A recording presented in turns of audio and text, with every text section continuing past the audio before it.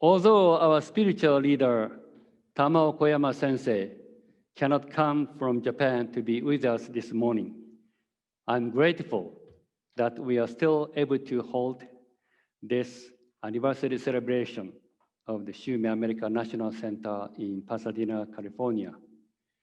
Dear members and friends, thank you for your participation in person as well as over the internet by Zoom. It means a lot to me that you are with us in this celebration. Please look at the beautiful display of the natural agriculture offerings on the stage. There are the produce and products created by our farmers and home gardeners around the country.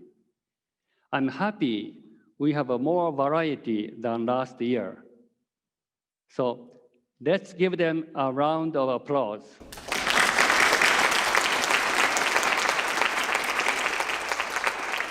Everything happens for a reason. I believe in the theory of cause and effect, the idea that our actions cause the results that match our intentions and behavior. This coronavirus is a result of how we have lived our lives. We human beings have tried to control everything, such as our physical appearance, personal destiny, and the world around us, including our children's lives, our society, and even nature. When something we don't like appears in front of us, we want to get rid of it. People want easy and fast solutions for everything. This time, the world is waiting for a mighty vaccine to save us from this coronavirus. To me, this is a very superficial solution of this pandemic. We have already created so many medicines, but have we created a sickness-free society? No. Instead, we have more sick people, more doctors, more hospitals, and more medicines, including vaccines. The direction of the civilization must be corrected. This coronavirus wake-up call is the greatest opportunity for us to do something fundamentally different, to welcome the arrival of a new civilization. Here are a couple of suggestions for what to do rather than depending on the vaccines for survival. Number one, focus on your inner life force energy instead of outer substances. This inner life force energy is essential for good health. It is the fundamental energy that animates our bodies. When we become sick, instead of reaching for a quick fix, we need to examine our lifestyle, our diet, our thinking, our attitude, and our spiritual condition. Instead of a short-term quick fix from pills, potions, and injections, we should become accustomed to look at things from a long-term perspective. There is no shortcut to building up your inner life force energy. Are you paying attention to this energy within yourself? This is where the power comes from to fight against any sickness. Jore and natural agriculture foods are Meishu-sama as gifts to all humanity for building up this life force energy. I myself benefited from these gifts greatly, and I'm now enjoying incredible health. And I want everyone to become healthy. Love and gratitude also increase this energy.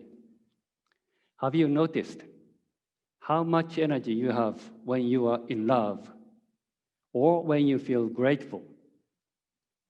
They cause you to celebrate life and inspire to do things. Are you currently cultivating these two qualities? Number two, more on your inner self than on outer technology. During this pandemic, it seems we spend even more time on the internet since we cannot go out to do things. Do you agree? How many hours, by the way, do you spend on the internet a day? 2 hours, 3 hours, 4 hours? What is the main interest of a tech company? Do you know? Like almost all businesses, it is profit. So in that case, they must want to keep us, our customers, on the internet as long as possible. In order to keep us interested and sometimes addicted in them, they provide us with all kinds of fascinating information, products, and programs by using artificial intelligence to monitor our interests, lifestyle, political opinions, diet, sexuality, religion, etc. In a way, they will do anything to control us as much as possible. Have you noticed the huge gap of political and social divisiveness in this country? It seems like we cannot have polite discussions with those who hold different values and opinions than us without one side or the other getting upset. Why do you think this is so? Here is my opinion.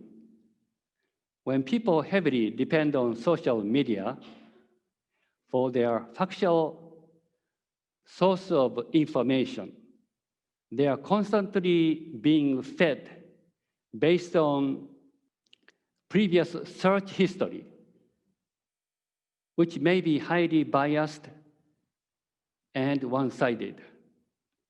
More and more, people are living in a bubble where they only feel comfortable with the information they like. Soon, they are likely to become even more extreme in their thinking position. 50 years ago, people could get more balanced information from books, newspapers, and radios, TV, and movies. Now, everything moves so fast in such a huge amount that we don't have time to study and compare information about the subject toward making more comprehensive conclusions. Our information is too much controlled by a small number of people, such as those in the government, in media companies. In the case of the United States, are owned by just 6 big corporations and various others individuals. We need to understand what kind of a world we are living in. We depend on technology too much. This technology helps us live very convenient lives, but at the same time, it can be very harmful. We can get any information instantly on our smartphones. We can buy anything over the internet and have it delivered to our homes and offices. People love home delivery. I see a lot of delivery trucks on the freeway, more and more. People have become too lazy or unable by the restrictions to go shopping and to do home cooking. Have you ever heard of smart homes and smart cities? 5G and AI are soon going to dominate our world. Albert Einstein apparently said this: "I fear the day that technology will surpass our human interaction. The world will have a generation of idiots." This pandemic and the resultant social distancing and shutdowns is making people feel anxious and oppressed because we cannot easily share our feelings and thoughts with others. We get frustrated, angry, or depressed. For many of us, this mental downfall may actually become more serious than the physical sickness itself. How can we overcome this crisis?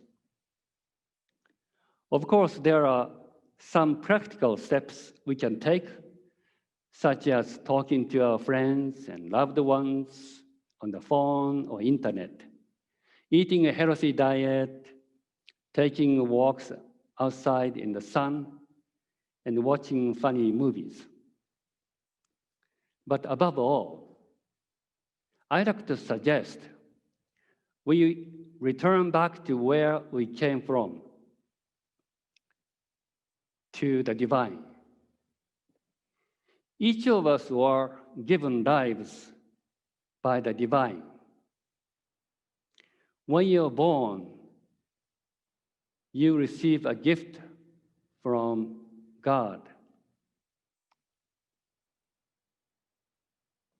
It is the divine spirit within you. This is the source of your inner light and love, which means you are special and sacred. So are your friends as well as your enemies.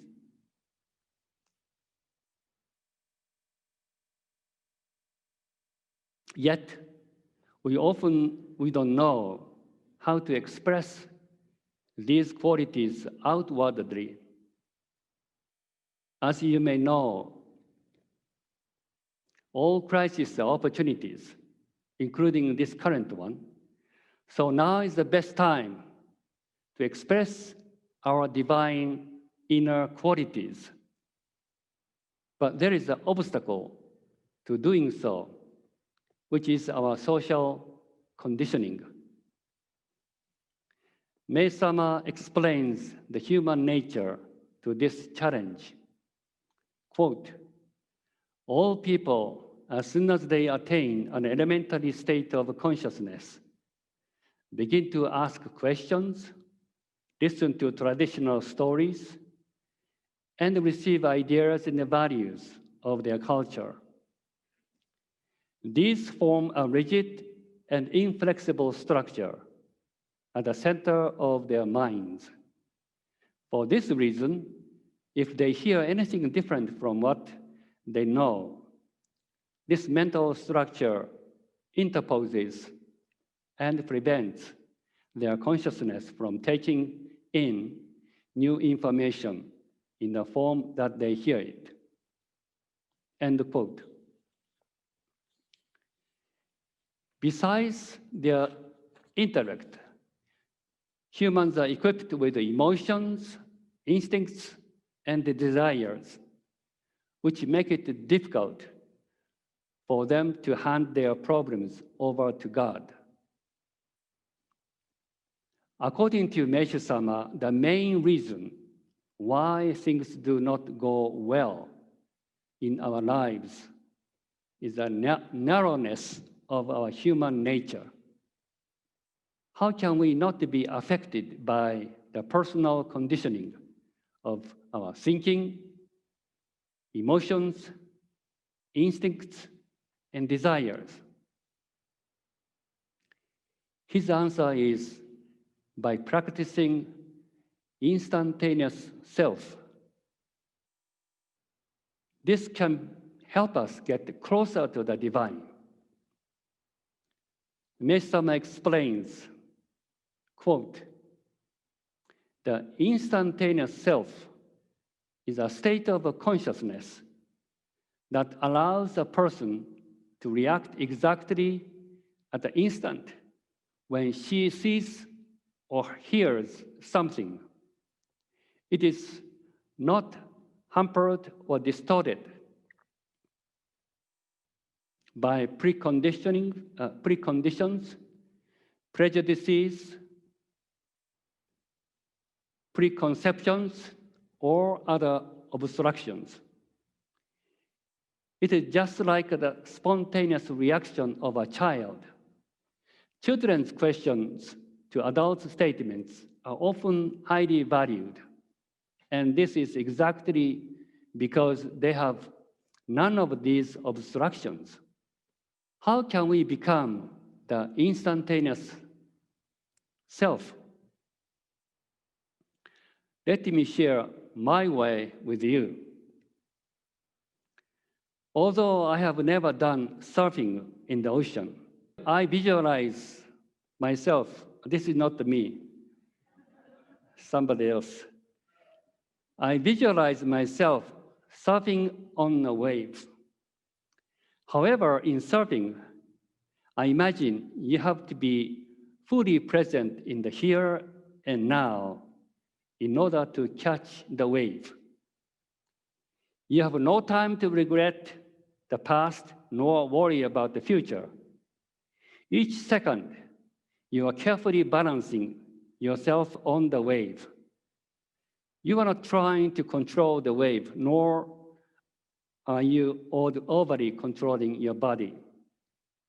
Instead, you maintain a certain looseness that allows you to move and respond in a fraction of a second to the rapidly changing currents of life.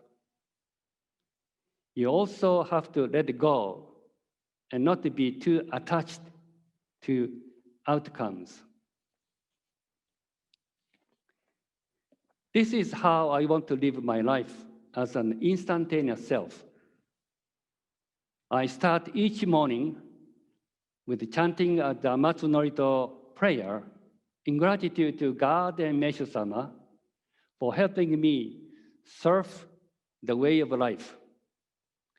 I accept and enjoy any wave that comes my way as a God's gift. For instance, I try not to hold any expectations for the outcome of meetings with anyone. Even the insulting remarks, I try not to be upset. Each wave gives me the opportunity to make choices and to learn and grow from experiencing the consequences of my choices. That is the divine gift. At the end of each day, I thank God and Meishu-sama for the wonderful surfing of life. Gratitude helps me accept what comes my way and brings me inner peace. Would you like to join me in surfing this magnificent way of life? Let's go surfing next time together. I'd like to end my speech with Meishu-sama's words from The Glory of Faith. The purpose of faith should be the attainment of peace of mind and joy every day. Those with faith should be filled with jubilation, which will allow them to fully appreciate such things, beautiful flowers and trees, carefree birds with their myriad songs, gentle breezes, distant rolling hills, and pale glow of the moon. Such beauty is made by God to please and comfort human beings. True faith teaches people to be thankful to God for the blessings of food, clothing, and shelter. In this way, people feel a close communion, not only with their fellow humans, but also with all the numerous forms of life that share this wondrous planet, which results in a state of spiritual ecstasy. To reach this state, you must have perfect trust in God, doing what you can as a mere mortal and leaving the rest up to the divine. End quote. Thank you very much.